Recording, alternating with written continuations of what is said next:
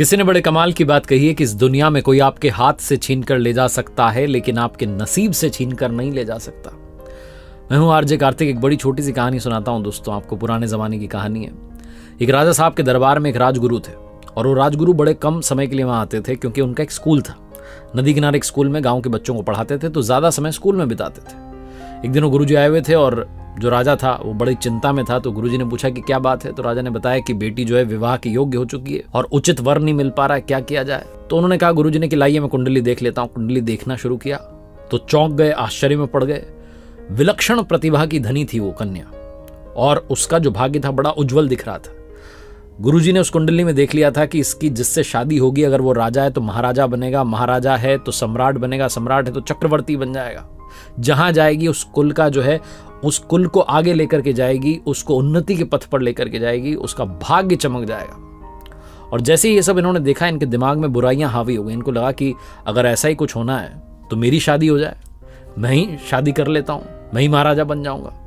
तो गुरुजी के मन में विकार हावी हो गए, बुराइयां हावी हो गई, और गुरुजी ने चाल चली। इन्होंने कहा राजा से कि राजा साहब, बच्ची आपकी जो है विलक्षण प्रतिभा वाली है, जिस कुल में जाएगी उसका भाग्य उदय कर देगी, कुल का जो है उजाला ही उजाला कर देगी जीवन में। लेकिन अगर आप इसका सीधा विवाह करा देते हैं तो ये अड़चन है कि ये कुल का नाश भी कर सकती है, वो कुल भी खत्म हो जाएगा और आपका परिवार भी खत्म हो जाएगा। ऐसा इसकी कुंडली में लिखा है।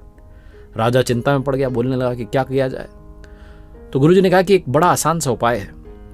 आप एक बड़े से बक्से में कन्या को बैठा दीजिए, हीरे जवाहरात और ज्वेलरी जो है उसमें रख दीजिए, ताकि कहीं आगे जीवन में इसके दिक्कत ना आए, और उस बक्से को नदी की धारा में प्रवाहित कर दीजिए।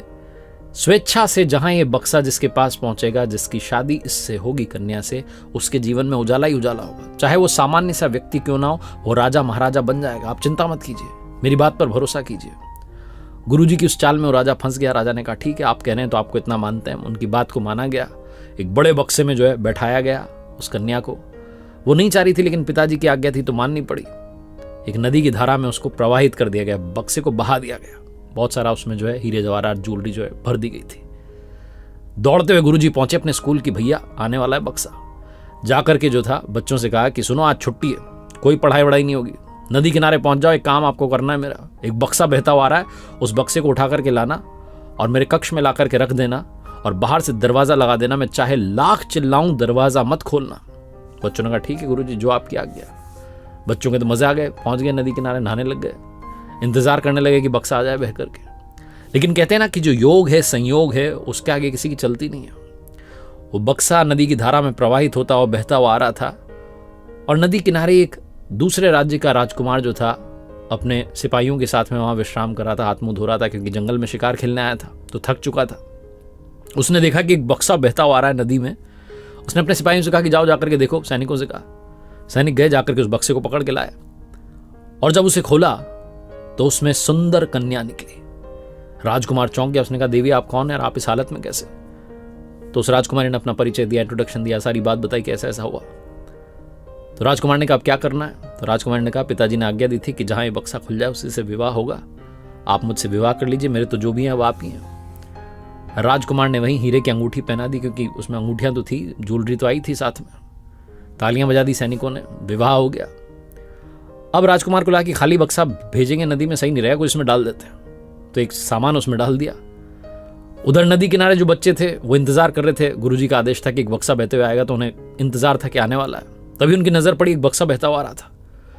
बड़ी मशक्कत के बाद उसको नदी में से निकाला। बक्से को बड़ा भारी था।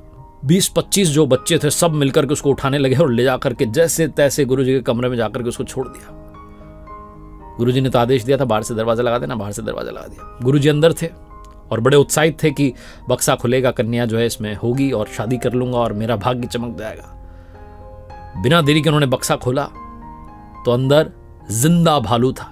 वो राजकुमार जंगल में शिकार के लिए आया था, तो एक जिंदा भालू पकड़ लिया था उसने। उसी भालू को उसने उस बक्से में बंद कर दिया था। जैसे ही बक्सा खुला, जिंदा भालू बाहर निकला। वो तो परेशान हो रखा था भालू, वो अटैक करने लगा गुरुजी पर। गुरुजी चिल्लाने लगे बचाओ बचाओ। जो बच्चे थे उनको आवाज आ रही थी गुरुजी की बचाओ बचाओ, लेकिन उनको पता था गुरुजी ने कहा था कितना भी चिल्लाऊं दरवाजा मत खोलना। एक लड़के ने सोचा कि खोल देता हूं दरवाजा, तो मॉनिटर ने डांट दिया कि नहीं, मना किया था गुरुजी ने। सारे बच्चे चुपचाप रहे बाहरी, और अंदर जो भालू था वो हमला करने लगा। गुरुजी को लगा कि अब तो जान जाने वाली है। तब उन्होंने चौक उठाई और ब्लैक बोर्ड पर लिख दिया ममो इच्छा देवनाशम देव इच्छा प्रबलम राजद्वारे राज्य कन्या विप्रभालु भक्षतम।